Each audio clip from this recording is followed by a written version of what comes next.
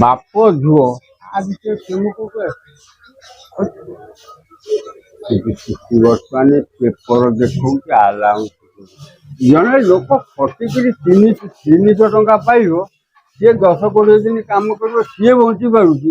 ତମେ 60,000 ବଞ୍ଚି ପାରୁନ, ତମେ କହୁଛ ମାସକୁ ମୋର 6 ଲକ୍ଷ 10 ଲକ୍ଷ ଦରକାର। ଯୋଉ ଯିଏ ତିଆରି କରିଛି ସୃଷ୍ଟି, ସେ କେମିତି ନବ?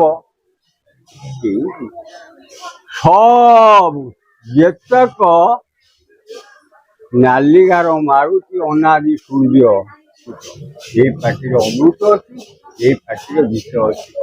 ତୁ ଦୁଃଖ କରିକିରି କାଉଟର କରିକିରି ଏ ଧନ ଅର୍ଜନ କରୁଛୁ, ଏଠି 3 ବେଳା, ସେଠି 5 ବେଳା, ସେଠି 5 ଏକର ରହିବୁ। ତୁ ଗଲାବେଳେ ଛୁଟିଟା ନେଇପାରିବୁ?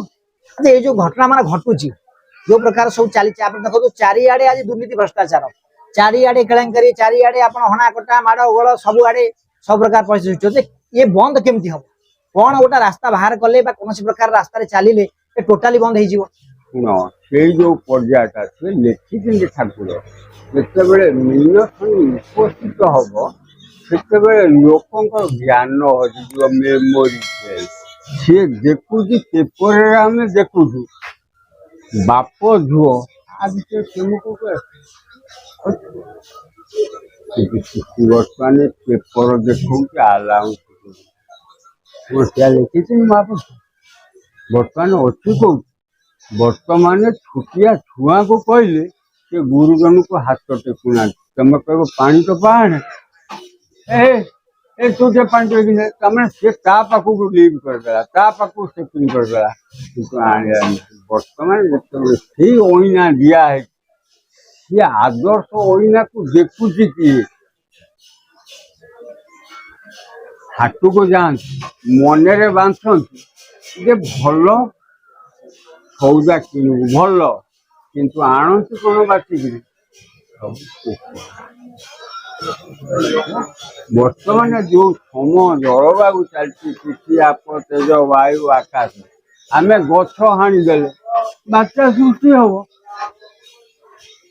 ଆମେ ଭୁଲ କଲେ ଆମେ ଭୋଗ କରିବୁ।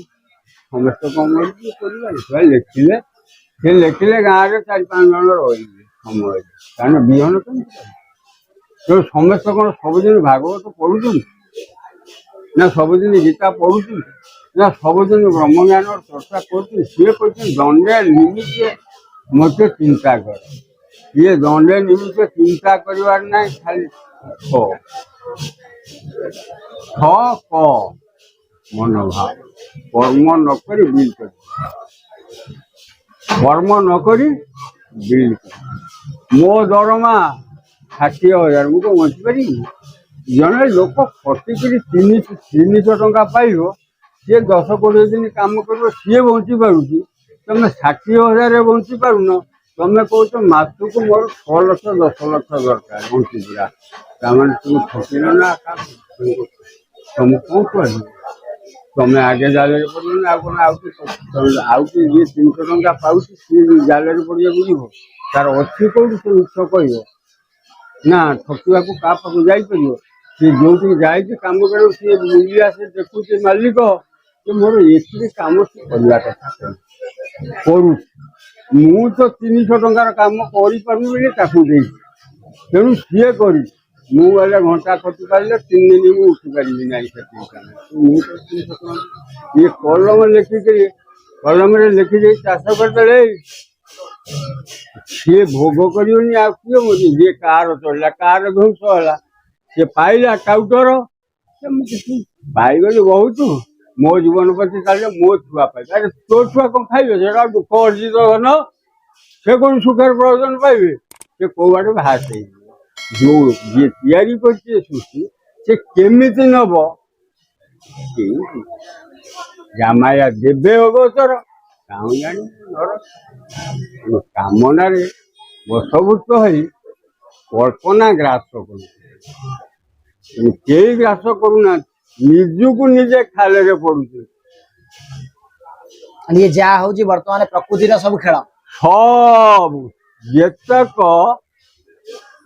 ନାଲିଗାର ମାରୁଛି ଅନାଦି ସୂର୍ଯ୍ୟ, ସୂର୍ଯ୍ୟ ଦେଖୁଛି, ଚନ୍ଦ୍ର ଦେଖୁଛି, ମା ଧରଣୀ ଦେଖୁଛି, ଦାନ୍ତରେ ଠିଆ କରିକିରି ଥୋଇଥିଲେ ଅନନ୍ତ ଶରଣ ଖଣ୍ଡ ଖଣ୍ଡ କରି ଥୋଇଥିଲେ। ଏଇଟା ଆମେରିକା, ଏଇଟା ରୁଷିଆ, ଏଇଟା ଭାରତ, ଏଇଟା ଆଫ୍ରିକା ଥୋଇଛନ୍ତି।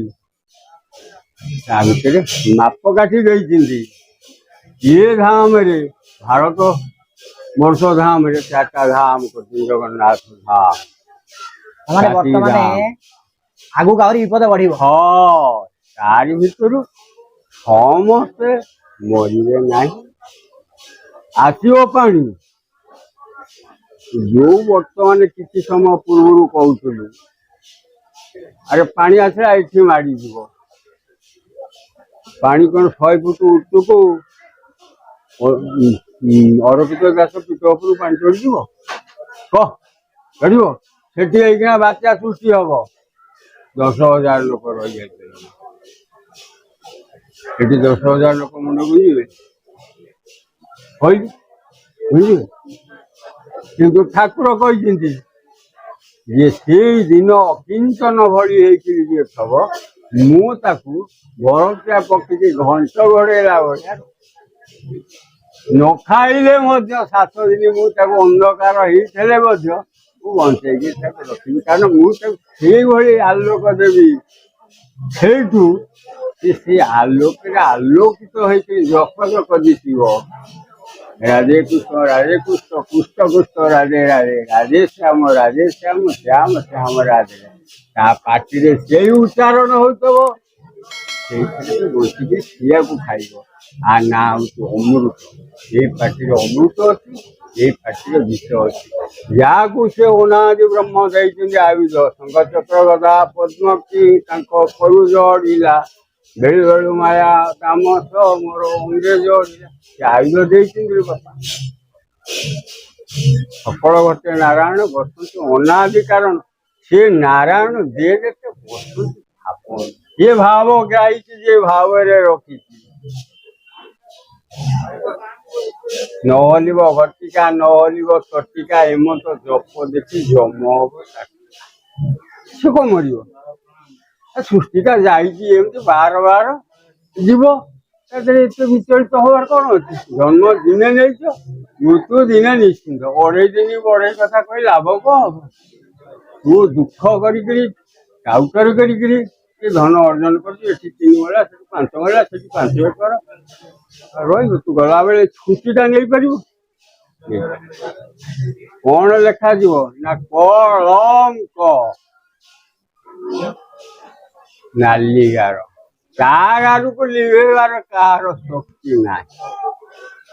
ଯିଏ ଯାହା ନେଇକିରି ଆସିଛି ସମ ଅନୁକ୍ରମରେ, ଏ ଜନ୍ମ ନୁହେଁ କହିଲି ପଢିକିରି, ଭ୍ରୁଲୋକ, ଗୃହଲୋକ, ସ୍ୱଲୋକ, ମହଲୋକ, ଜନଲୋକ, ଜପଲୋକ, ହାତ ହାତ ଯିଏ ଚଢିକି ଚାଲିଛି, ଯୁଗକୁ ଯୁଗ ଏଇ ମତେ ପରମାନନ୍ଦ।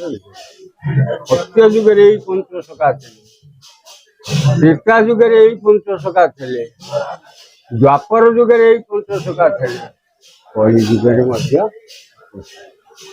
ଆତ୍ମା ଅବିନାଶ, ଆତ୍ମାର ବିନାଶ ନାହିଁ। ୟା ନାଁ ହେଲା ଜୀବାତ୍ମା, ତା ନାଁ ହେଲା ପରମାତ୍ମା।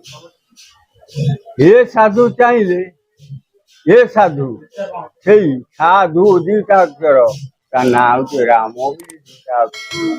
ଯିଏ ବୁଝିପାରିବ ସେ ଦସ୍ୟୁ ରତ୍ନାକର ବି ମହର୍ଷି।